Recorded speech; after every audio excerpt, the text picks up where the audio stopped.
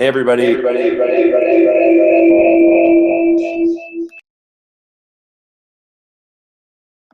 everybody, this is Swift from... Apologies about that. Hey everybody, this is Swift from Major League Hacking.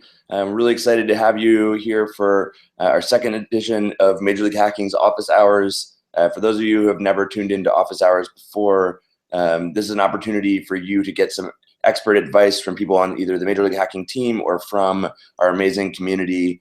Today we are lucky enough to have with us the one and only Carl Domingo, who is going to tell us a little bit about Hackathon social media.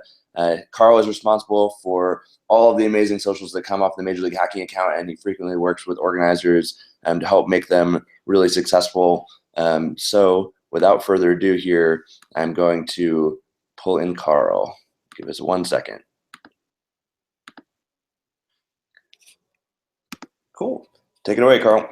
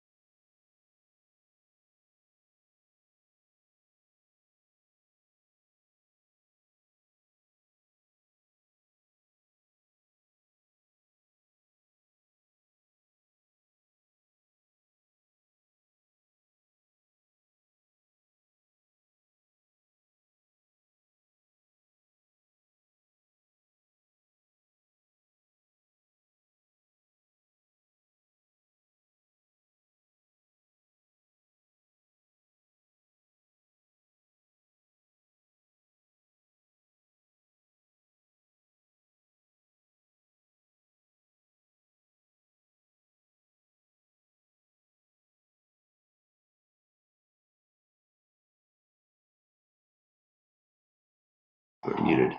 Oh, sorry about that, everybody. We didn't realize that the sound was muted. We're going to quickly just start over here. Give us 1 second.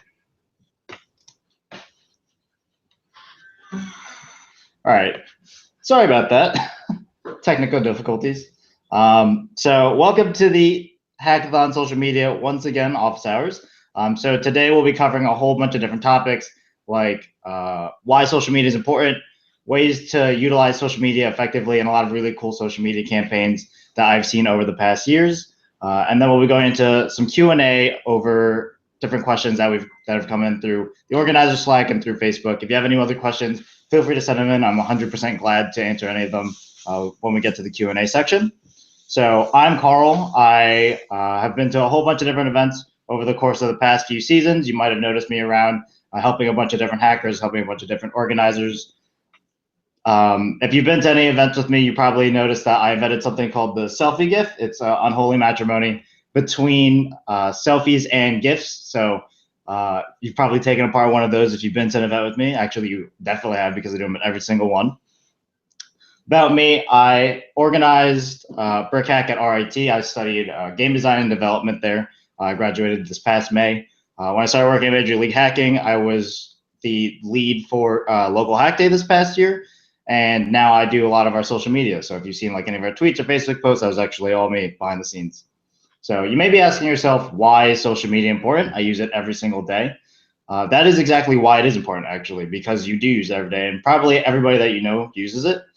If you just take a look at this chart, over the past, this is actually from 2016, over 1.5 billion people use Facebook, over 400 million people use Instagram, 300 million use Twitter, and about 200 million use Snapchat. You probably know, like, all of your friends in college probably have a Facebook account or Instagram account or Twitter or something. They're very active on social media. So a lot of hackers that attend, your collegiate hackathons are in college or in high school, and they utilize a lot of social media. So it's one of the best ways to engage with these audiences that are going to your events or hacking and making really cool projects. So the main goals that we're trying to do are have you using social media properly and effectively. I've seen a lot of missteps on different social media accounts that I figured would be a good opportunity to point out, because I want you all to be able to represent your hackathons really well, and to be able to reach your audience in a really engaging way. And then we're going to be, I'll be helping you create engaging campaigns to pull in your audience, which we'll look into in a little bit. So we'll go into using social media itself. Social media has a ton of different platforms that you can go on. As MLH, the main ones that we use are Facebook and Twitter. On Facebook alone, we have around 14,000 likes. On Twitter, we have about 12 or 13,000 followers. It's a really good opportunity to be able to interface with students whenever we're not at events. So we'll be making like different Facebook posts or tweets about different articles that I found online about events, or different organizer content that have been posted by different organizers of events. But the main thing that you want to hit is that you want to be able to reach audiences where they'll be listening to not only you as an organization, but you yourself. So I myself have around 1,400 Facebook friends, and a ton of them are organizers and different hackers. So it's a really unique opportunity that I can utilize Facebook whenever I make a Facebook post to share something that will probably be seen by one of my different organizer friends. So it's something to keep in mind. There are a whole bunch of different platforms that you can utilize: Snapchat, Instagram. If you have a really big Tumblr account or G+ account, good places to engage with people. The key that you want to hit here is, where are you going to have the most influence, not only as you yourself, but among your friends who are also high influencers. If you have like a really big Medium following, feel free to also open up a Medium blog with your hackathon. So that way, you can also use it to branch out from your own account. So it's super useful that way. So the main thing here is you want to speak where your audience listens. You don't want to walk into a room with a megaphone that's absolutely empty. You want to have like a packed stadium with a megaphone, so that somebody's going to hear you somewhere, because you're just yelling at the top of your lungs.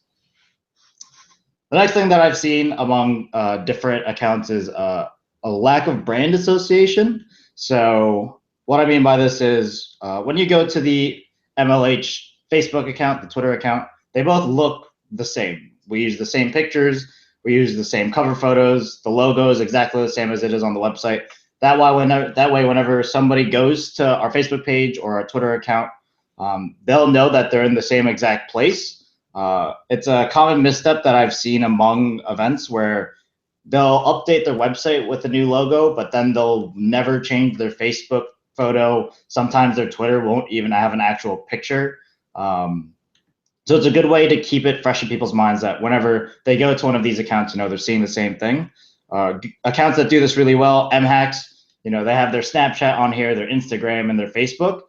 Really great things to do. It makes it super easy for people to follow you. So like, if I go to the MHACKS Twitter, I can just go follow them on Snapchat, or I can go check out their Facebook page. So really useful ways to be able to interface with a lot of these different events. Another thing that I've commonly seen that some events do, not all of them, is that the Facebook button on their website will actually link out to like the event organizing, or the group that's organizing the event. So it's like, maybe it's like your computer science club or something. Definitely don't want to do that. People are probably going to remember your event more than they're going to remember the overwhelming body behind the event itself. So you want to keep people coming back for your event. You know, if they don't go to your school, they don't really have any association to your local computer club. So it doesn't really make any sense to have them associate that with your event. Another event that does it really well that I personally really love what they did was so Hack Tech, you know, they use the same logo everywhere, so it's really easy to find. But if you go to their actual website, what you can see is their different social media icons on the bottom. They have their Twitter, their Facebook, and their LinkedIn as soon as you get to their website. That way it's super easy to figure out where to go and, you know, what accounts that they have. They even have a LinkedIn on there. So it makes it really easy to be able to find their organization, their event on different social mediums. So make it easy for people to find you. You know, it makes it really confusing, especially for me, if I go to an event and they still have their logo up from last year and it's not even like anywhere near similar style or something. So it's like, I don't even know if this is the same thing that I'm looking at. One thing that I'll fault with the Hack Tech website, in general, you know, everything they do is really cool. They use the same logo everywhere. The one fault that I have is that they use this hashtag get pumped. So I don't know about you, but if I saw hashtag get pumped, I would think of GitHub. Like that's the first thing that I go to. You know, as a developer, I use GitHub. And so if I saw get pumped, I would think like somebody's getting really amped about code that they're writing or something. The thing that you want to do with hashtags is make it really effective in creating easy associations with your event or with your brand or whatever. Just a case in point of why like hashtags are super important. This is a tool that I use called hash tracking that actually allows me to see like how effective a hashtag does over the course of a weekend. So if you look at a lot of these different events, you know, you'll see like MHACKS in the top left over there, they reached like 640,000 people. Hack PR, you know, they exploded up to like 1 million people. It makes it really easy to follow the conversations. That is literally what a hashtag is used for, to follow a conversation. And if, say, 1 million people saw like hashtag go crazy, but that was like the hashtag for Hack PR, nobody would really know what the hashtag was for. Anybody could really use it for anything. So it's really helpful to be able to make your hashtags short, simple, and relevant to whatever you're doing. To go on to having hashtags and using them everywhere, engagement is a really important thing. It's a very common problem that people have whenever they make a Facebook post. Imagine you make a Facebook post and you only get like 2 likes on it, but you thought it was really cool. You wonder why that happens. And there's a lot of different ways that you can go about making your content way more engaging for people. So one of the common things that I've seen over the course of the past couple of months is that videos are actually some of the most engaging content there is. Whenever we post a video, they'll always get like at least like 500 to 1,000 views. But on top of that, a lot of people will like them, a lot of people will share them, comment on them. It gives a really cool opportunity for people to be able to see actual representations of your organization. And it also gives an actual voice, so you can actually say something about your event. The second best thing that you can do is have a photo. So photos are really engaging when used effectively. That's a very clear marker. If say you're making a hype up post or something, right? And you put a picture of people sleeping, it sends like a contradictory message. What you want to do is like, it's like, oh, are you ready for like hashtag MoonHacks 2016? You want to be able to put up like a really exciting photo of like people like dancing or something or going crazy at a hackathon. That way, it keeps that mental image associated with the words on the page. And then last but not least, least engaging by far is just having text. It doesn't do a really great job of pulling people in. If you're going to have text, at least have some kind of call to action behind it of like registering for your event or something, because otherwise, it's just like some kind of bland thing that people read, like unless it's a philosophical statement, people really probably won't even get engaged with it. And then other ways to utilize all of these things really well, compound them. So like having text with an image to have like a caption, using text as a description or putting text in a video, so that way it really pops out. So engaging content goes a really long way. And there are a bunch of different ways that people will engage with your content. So, everybody knows of liking on Twitter and Facebook. Liking actually is a twofold action. So liking not only helps people engage with your event, but imagine something like the Reddit or Imgur front page, right? So if a ton of people upvote that content, it gets seen on the front page. Same thing applies to like your Facebook feed. If 6 of your friends like the same exact post, then it's probably going to get bumped up onto your newsfeed, and it'll make it a lot easier for people to see that content. Other things that you can do, sharing other people's content. It's a nice way to pay it forward. It's a step up from liking something, but you have to really make that content really shareable. So on the left side, you can see like I shared something from Hack Poly a few weeks ago that I thought was really cool. They put in a lot of effort to make this really cool graphic, and I thought that was awesome. So I thought it was worth a share. By sharing something, it allows not only their audience to see it, but it also allows your audience to see it. So like Major League Hacking has the benefit of having 14,000 people following it on Facebook. So that way it gives it a chance to be seen by way more people. Same thing goes for if you look at the Q-Hacks announcements that we made a few weeks ago. Alone, whenever we do event announcements, they reach around like 300 people. This one did really, really well just because like 10 people liked the post. One of the organizers shared it. So it gave it a really good opportunity to get like 1,000 more reach than it normally would. So it's really important to be able to pay it forward, liking and sharing content so that it has an opportunity to be seen by more people than just your audience. Going on to that, tagging people is a really useful way to guarantee that people like and share your content. If you look at like the left side for the season announcement, we announced 10 different hackathons, and I tagged them all in the post that we made. It was a super effective way of having people know that they were tagged in it, so then they were more likely to share it and more likely to like it. Same thing goes with like every weekend I do the same thing with a whole bunch of different event posts. So I will tag them so that they know that they were tagged in it, and then it gives the people a chance to like it and share it to their groups as well. So if you tag other people, chances are they will see it, and they're probably going to share it, and they're going to like it, and they're going to have other people engage with it too. Some tips and tricks that I've found throughout my time of browsing social media. Really useful things that you can do to keep your content really active is scheduling. A lot of people probably know that you can schedule posts on like your Facebook pages. Many people probably don't know that you can actually schedule things on Twitter, which is super, super useful. So by scheduling posts all the time, it makes it your account way more active so that people have more of an opportunity to be able to look at your content. Say you're going on like a hiatus for a day or two, like you just have a ton of classwork or something, or you have a major project and you're doing the social media for your hackathon, you can just queue something up for those next 2 days so that, even though you can't actually post something, you have posted something at that point, which is super, super useful. So schedule your content and make sure to stay active. Another really useful thing that you can utilize, using analytics. Twitter and Facebook have really, really good analytics that you can follow along. The best thing that I think about Twitter and Facebook is that it'll show when your audience is really engaging with a lot of your content and when they're commonly online. So on Facebook, it has this really nice graph that you can see of like when people are actually looking at your content, like how much reach you'll probably get at any given time. So it gives you a good idea of when you should post something to give it the maximum potential of being seen by everybody. So analytics are basically your friend. You should try and use them as much as you can to see what content is really effective with people and when you should be posting your content.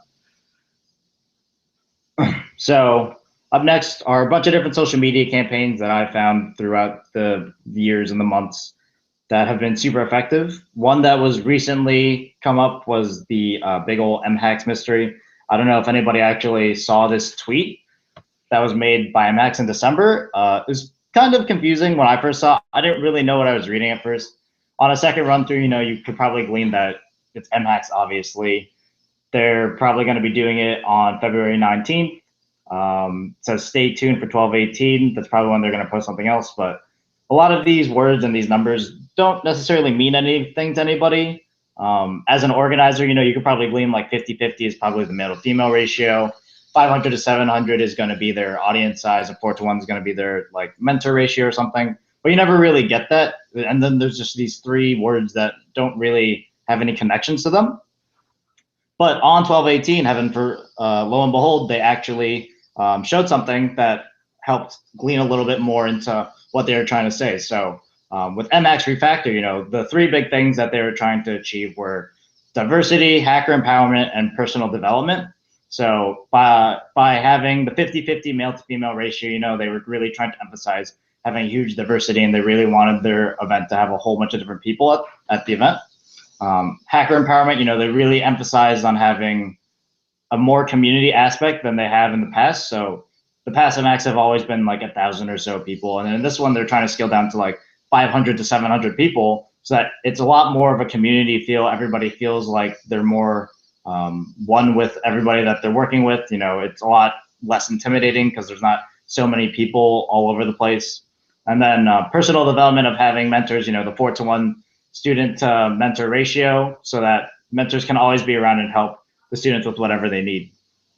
So one of the things that I really liked about this campaign was that they talk about why they did something, what the different values that they thought made them unique by having a really diverse event, by focusing a lot on the community, and by really making sure that hackers had the mentorship that they needed to make sure that they were having an awesome time. Another one that was really popular back in the day, this is probably, I think this was last year at this point, was 30 Days of BITCAMP. So BITCAMP did this really, really cool campaign where basically for 30 days before their event, they had like a lot of super cool announcements about all the different things that they were gonna have at BITCAMP. And they called it hashtag 30 Days of Camp. And they tweeted it and they Facebooked everywhere. But it all really started with this, you know, innocuous Facebook post. It was like, for each of the 30 days leading up to BITCAMP, we'll be making wild announcements. You know, what do these wild announcements mean? Nobody really knows. But you know, all of a sudden, hashtag 30 Days of Camp started, which led into a lot of really cool posts that they made over the next few days. They had the color war, which is really popular, where you basically got to decide the color of the shirts that you wanted at the event.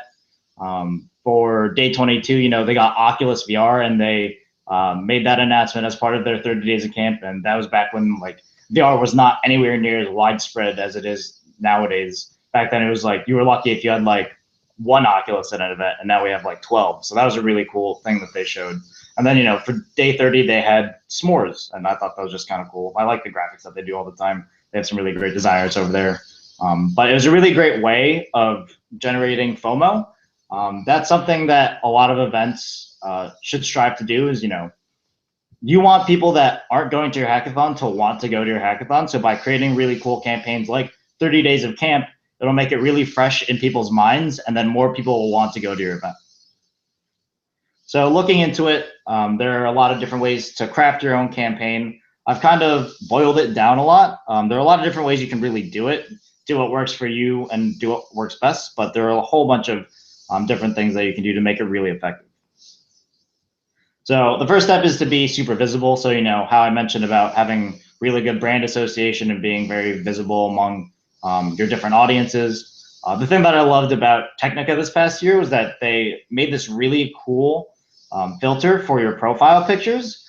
So basically, whenever I saw this blue to pink filter, I immediately realized that it was for Technica. And I thought that was super awesome. It pretty much made like anybody that didn't know about Technica because of this awesome filter that they had going. Having a hashtag is super important. I am a huge recommender of having your hashtag literally everywhere. So you should have it on like your Facebook page, on your Twitter posts, on your website, so that it's super visible and super easy for people to follow and use. One of the events this past weekend, Winter Wonder Hack, actually did an extremely great job of this, where for basically like a whole like month straight, like every single post that they did, or like every hour, had hashtag WWHack. So then that way you know that they were talking about Winter Wonder Hack. The next step that I have is to be active on your accounts. So I actually talked to the Hack Poly crew back in January, and they wanted different ways to be able to reach their audiences. And so they basically got super, super aggressive with making a whole bunch of different posts. And they actually reached 30,000 people over the course of a week, which is really cool. Like, I typically don't get that many reach unless it's like I'm posting photos. So they alone got 30,000 reach just by being super, super active, posting like every single hour. They also utilized like paid ads, which can be super helpful if you're trying to get like really big reach. But it's all about bang for your buck, right? Like if you don't think the ads are going to do that well, or they're not going to attain the goal that you're going to get, then you don't have to use ads. I mean, you can do just the same by being super active and, you know, posting to a lot of different groups and posting very commonly. The next thing is being unique, you know, highlighting what makes your event really awesome. So TreeHacks did this where they, if you look at their Facebook page, you can actually see a whole bunch of different Medium posts. That's how you know that they're like super, super into being diverse. So by being able to share all of this different content, by actually making content that makes your event unique, it makes it really cool and makes it really engaging for other people. And then last but not least, you know, making FOMO. We all know that MHACKS is coming this week, but they actually did this really cool thing that I decided to pull where they, for the past week or so, they were posting a whole bunch of different content, like what makes their event unique, the different things that like the organizers of MHACKS themselves loved about past MHACKS, which I thought was really cool. And it was really a unique way of, you know, creating that FOMO of making people want to go to MHACKS, even though everybody wants to go to MHACKS anyways. So that's basically the extent of my office hours. It's pretty 101 version, a lot of basics. I plan on in the future, you know, expanding on a lot of different things and, you know, utilizing some of the questions that you guys ask. But for now, we'll go into the Q&A section of the office hours. So.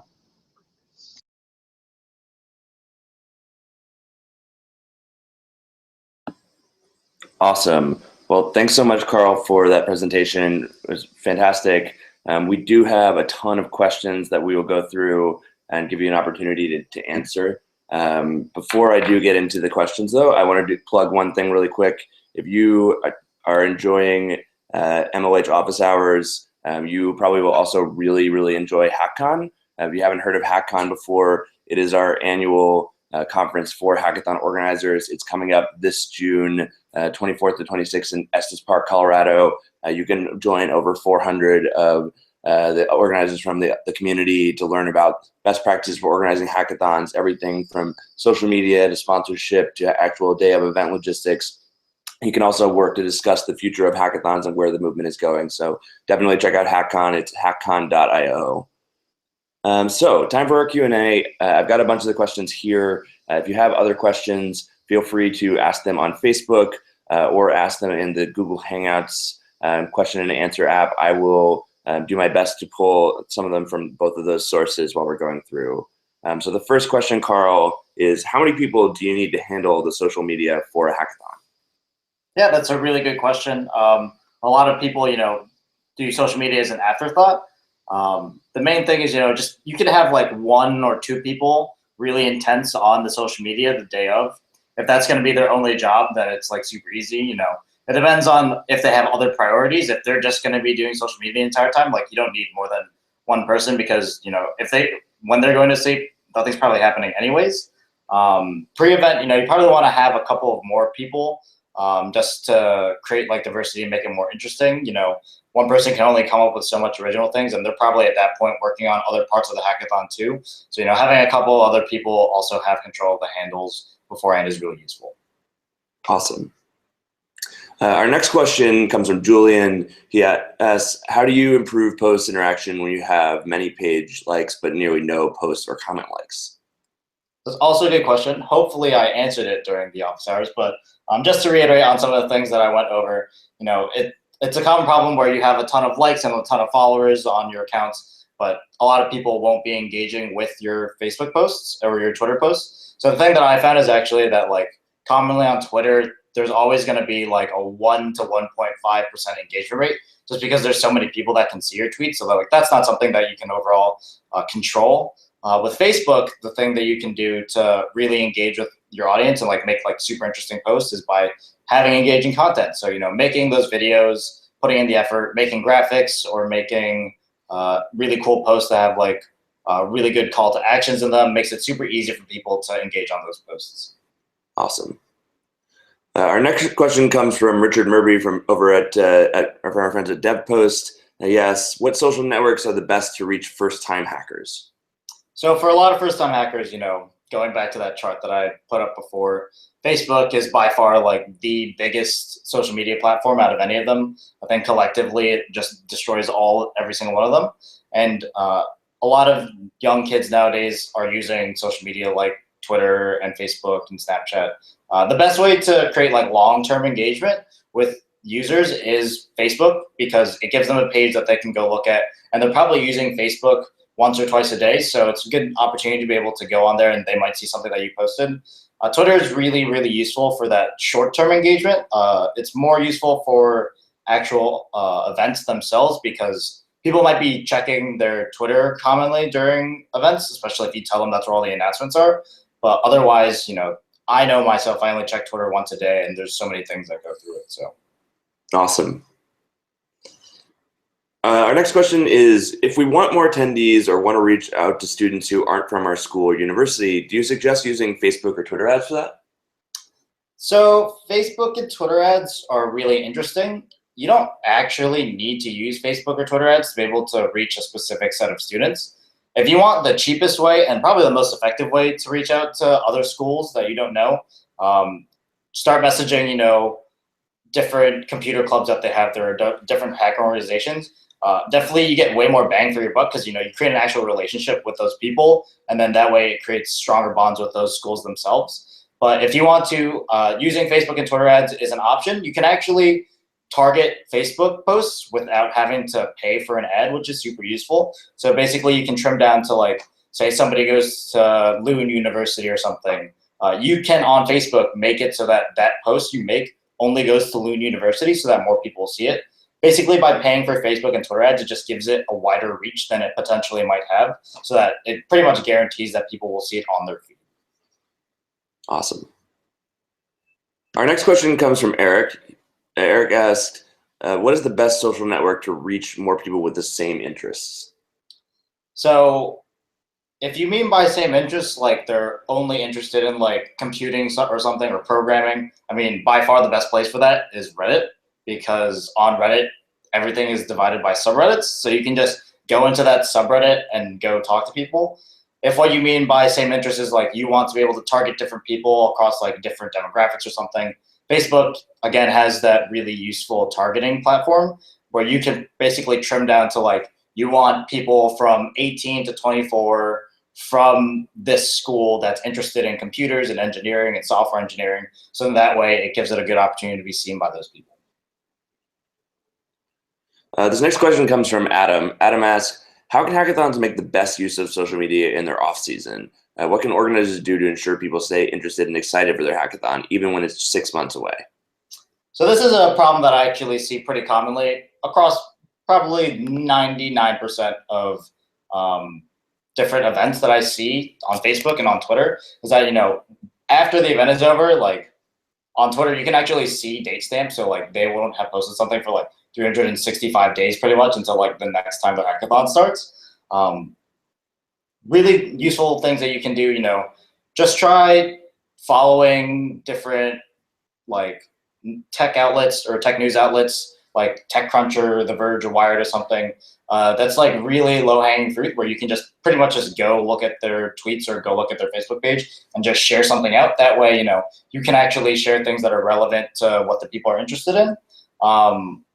BITCAMP does a super, super good job of engaging people during the off season, where if you actually look at their Facebook page, you'll see like during major holidays, they've made their own custom graphics that they post during those holidays, which I think is a really cool way of engaging with people, because, it keeps BITCAMP fresh in everybody's minds, and, it reminds people of like the awesome graphics that they design every single time. Awesome. This one comes from Arpan. Some students that I know don't have Facebook or Twitter, but they have a LinkedIn account. Is it a good idea to have a LinkedIn hackathon account? So LinkedIn is a very strange platform. I mean, LinkedIn is probably on the lower tier of places that have big audiences. It's much more for professionals than it is for students. It's a really good opportunity for like recruiters to find other people. So it really is based on like how much you want to invest making a LinkedIn for your hackathon. because you're probably not going to get that many people following it. And unless your hackathon has like really like special recruiting purposes or something, then it's probably not going to engage that well with people overall. I know myself, I don't actually check my LinkedIn every day, sometimes not even for weeks. So you could probably assume that other people don't, unless they're actively like looking for a job or something. So it's probably best to just avoid it overall. All right, this last one comes from me. I asked, how can I use Snapchat to engage with hackers at an event? So there are a whole bunch of different ways that events have used Snapchat really well. The really simple, easy one to do is just to make a geo filter. That makes it a really cool way for people to say that they're at this event, and then they can show it to their friends whenever it's on their story or something. A bunch of other hackathons have started making their own Snapchat accounts, which I think is really cool. It provides like a really unique opportunity for people to basically live snap. So like if good examples like DJ Khaled or something, right? He snaps like every 10 minutes, all day, every day, and it presents like a really cool insight into his life. So you can present like the really cool things that you want hackers to see at that hackathon through that Snapchat. Awesome. We got a couple of other questions in the Google Hangouts question and answer app, so I'll ask those before we move on to the end here. One hacker asks, how much should brand change between events? So I'm more of a fan of keeping brands minorly changed. So I would like to see like pretty similar designs throughout different events. So like maybe you keep, a good example of this is like I was just at HackBU this past weekend, and they have this really cool bear cat that's like all like geometrized and like has all these really cool designs on it. But overall, they don't change the design every year. They just change the color. It makes it really easy for people to associate like what that event is and like what it looks like versus like, say one year you have like, I don't know, a cat as your like logo, and then you have a dog. It's like, I don't even know if this is actually the same event anymore because they're not even the same things. So by trying to keep the logo as similar as you can is super useful to making your event really representable. Awesome. And our last question, this one comes from Daniel. Daniel asks, you mentioned targeting your campaign in areas where people are already listening. How do you deal with expanding the audience into different areas though? So it's interesting. So in different areas, so like if you're looking into something like, say you're going like cross-platform, right? So say you're going from, you want to increase your Instagram following or something. So doing something like having your accounts cross-promoted onto like where your big following is super useful, because like granted, say you have a really big Facebook following, if people see that you also have an Instagram account or they see that you have a Twitter account, then they'll be able to very easily find those different accounts. But say you want to, different areas. Say you want to go into like a whole different sphere of influence, like, but still on Facebook. I mean, using that targeting is really useful because like that way you can orient like directing it specifically for women or something that they might or may not see based on like the Facebook post that you make. But by like having that Facebook targeting, it makes it super useful for them to actually see what you're talking about. Awesome. Well, thanks, Carl. We really appreciate you stopping in for MLH office hours. For those of you who want more office hours, in 2 weeks on March 4th, Nico from Hack Texas is going to do an intro to getting started with MyMLH. If you don't know MyMLH, it is our one-click hackathon registration API. Hopefully he's going to do some live coding for that. It should be super fun. Once again, if you enjoyed office hours and you feel like you got a lot out of it, I promise you get a lot out of going to HackCon, our annual conference for hackathon organizers. There's lots of topics just like this one and tons of other discussions and activities so you can get to know the hackathon organizing community and talk about the future of hackathons. And with that, thank you so much, everybody, for stopping in for MLH office hours. We hope you got a lot out of this, and we look forward to seeing you in 2 weeks. Bye-bye, everybody. Great.